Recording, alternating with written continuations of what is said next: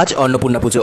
বাংলা পঞ্জিকা অনুসারে বছরের শেষ মাস চৈত্র মাসের শুক্লপক্ষের অষ্টমী তিথিতে দেবী অন্নপূর্ণার পুজোর বিধান দেওয়া রয়েছে। বাগবাজার স্ট্রিটে অন্নপূর্ণা মন্দির। এই ফলক অনুসারে মন্দিরটি 1923 সালে প্রতিষ্ঠিত, অর্থাৎ এই মন্দির প্রতিষ্ঠার অনেক আগেই বাগবাজারে অন্নপূর্ণা ঘাটের নামকরণ হয়েছিল। বাগবাজার স্ট্রিট আর চিতপুর স্ট্রিটের সংযোগে এখানকার 608 রবীন্দ্র সরণি ঠিকানার বাড়িটা বাইরে থেকে সাদামাটা, কিন্তু ভেতরে ঢুকলে আশ্চর্য হতে হয়। বাড়ির উঠোনে প্রথমেই চোখে পড়বে একটি পশ্চিমমুখী দালান মন্দির, আর তার পিছন দিকে চারটে আটচালা শিব মন্দির। দেবী অন্নপূর্ণার যে প্রচলিত মূর্তি দেখতে পাওয়া যায় সর্বত্র, এখানকার অন্নপূর্ণা বিগ্রহ তার থেকে খানিকটা আলাদা। এই মন্দিরে কাঠের সিংহাসনে প্রতিষ্ঠিত বিগ্রহে শিব এবং অন্নপূর্ণা পাশাপাশি দাঁড়িয়ে।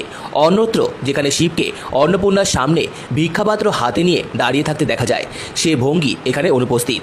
ওই দালান মন্দিরে আরেকটি কাঠের সিংহাসনে রয়েছে শিব অন্নপূর্ণার বিগ্রহের শৈলীতে তৈরি রাধাকৃষ্ণের যুগল মূর্তি।